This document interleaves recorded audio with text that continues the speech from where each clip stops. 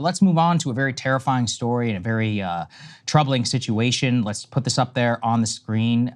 Telegram chief Pavel Durov has been arrested in France. So Pavel Durov is a fascinating figure, very elusive billionaire who had dual French-Russian citizen. He's a longtime tech entrepreneur, had fled Russia, actually, for refusing to capitulate to Russian demands that he have censorship on their social media. He's been living in Dubai now for quite some time. It's unclear exactly why he was in France, but he was there on a private flight from Azerbaijan that landed in Paris, and it appears that he has been taken into custody by French authorities. Keep in mind, he is a French citizen or a dual French-Russian national.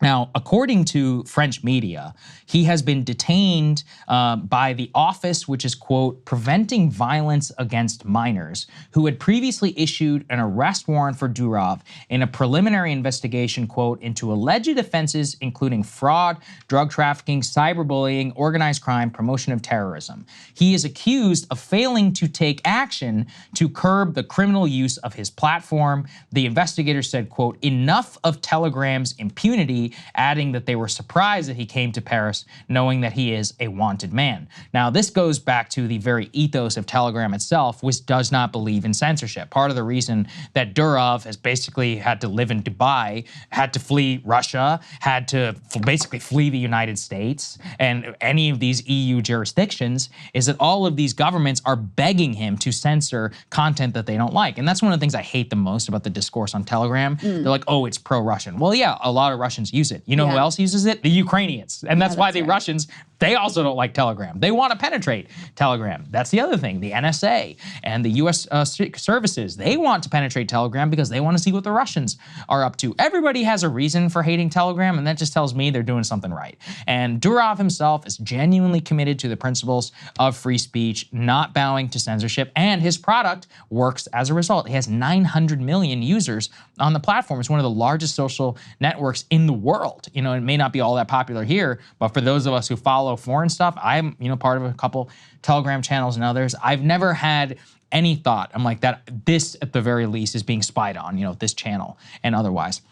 And so when we see him blatantly get arrested, it's a very chilling effect. Again, I don't know why he was in Paris. And there's a lot of, even the investigators, Le Monde said, they're like, we don't even know why he would come here when he has an arrest warrant. I don't know what the, you know, I mean, he is a French citizen at the same time. He has a right to defend himself, at least, you know, allegedly, but his detention has now been extended, Crystal. Originally, it was like a 48-hour detention. It's now been extended to 96 hours. We have heard nothing from him, and he remains inside of French custody. Nonetheless, it's very chilling because it comes on the heels of a lot of the crackdown going on in the UK right now, where they're imprisoning a lot of people for, you know, look, if you're a rioter and you're genuinely committing violence, fine. But in the UK, they don't think that way. They're like, oh, if you encouraged rioting, boom, you might as well have participated. You are going to jail for, in some cases, longer than they have. So they also, by the way, one of the dings against him in France is, oh, his Telegram helped organize the far-right protesters in the UK. So clearly there is a major chilling effect here,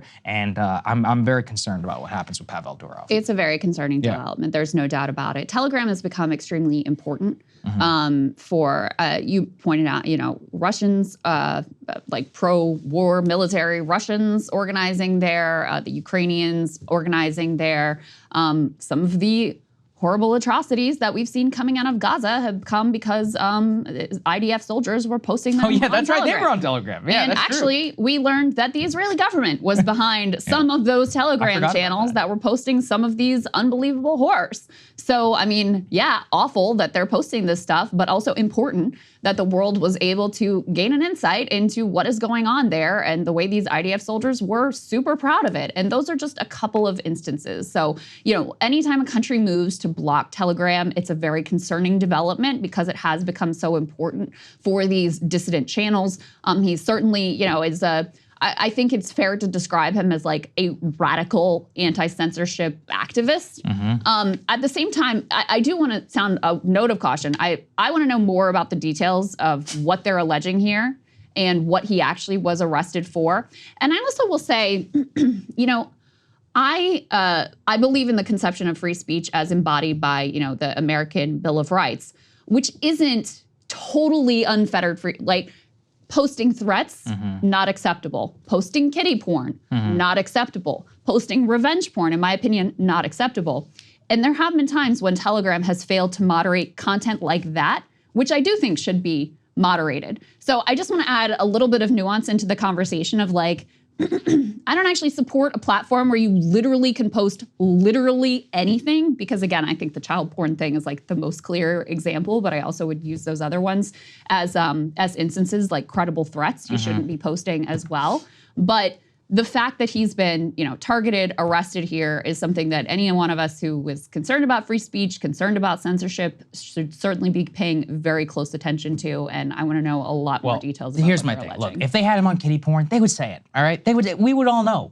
All of us would know. Also, this channel just got nuked for us even saying those words out loud by the YouTube algorithm. So I guess everybody enjoy this on the podcast. But whatever, that's what we have to do here. If they had the proof, they would have released that. Everything that they are releasing so far is that they're taking steps to cut back disinformation, the sharing of links and bots, that they're looking at the exchange. The office also, by the way, that detained him, like I said, has nothing to do with child pornography. Allegedly, it has to do with, with terrorism and with criminal enterprises that are organizing there on the platform. Now, and this is the other problem. This is Europe. They don't have free speech in Europe. They literally don't. They basically guilty before proven innocent. In France, they can take your citizenship away and throw your ass in jail if they want to, and they really don't have to prove anything in their judicial system. So they need to release the evidence at the very least.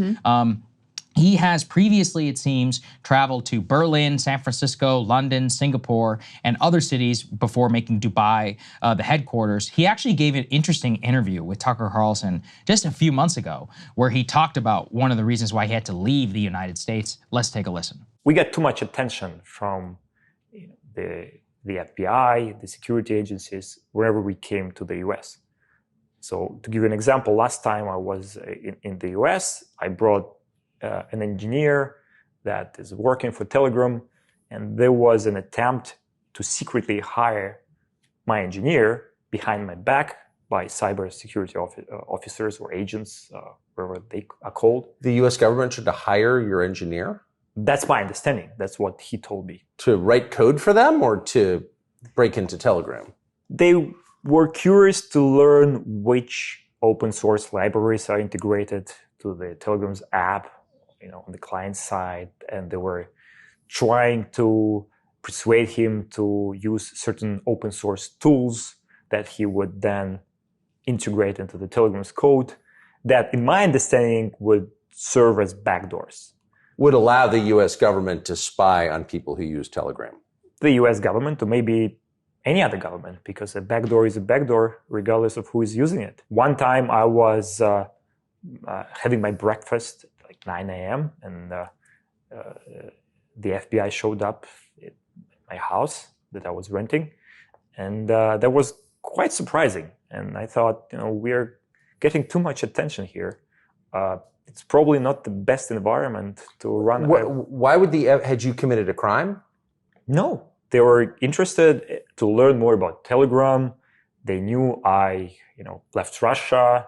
They knew what we were doing, but they wanted details. And my understanding is that they wanted to establish a relationship to, in a way, control Telegram better. See, this is why Durov is very inconvenient for them, because put this up there on the screen. He left Russia because the Russians wanted to pressure him to censor the social media network that he founded in the company, which is very popular. I think it's like their Facebook. I'm not even going to try and pronounce it, but I know it exists. It starts with a V. The point, though, is that the guy has always been, kind of standing up to governments, trying to say, no, I'm not going to censor what you want. Everything that we have right now is an indication, Crystal, not of the stuff that you're talking about, which I don't disagree, but is about the so-called criminal organizing. So a representative of Alexei Navalny has come out and has defended Durov, being like, just because criminals use Telegram does not mean that he is liable for that. Sure. I mean, and you could obviously apply that same logic,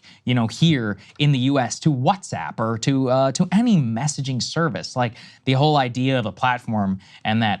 But because France in particular, where Rumble, one of the channels we post on. I think it's banned in France for this exact reason. They have a much more hardcore government censorship regime. So since he's a French citizen, you know, it's a problem. It's definitely going to be a problem. Yeah, absolutely. And I definitely want to know a lot more details about what it is that they allege that he did. And it does get to some of these questions about, like, are you a publisher or are you a platform? Yeah. Like, are you just, like, you know, a telephone service, like this neutral carrier, or do you have some responsibility for what's posted on your platform?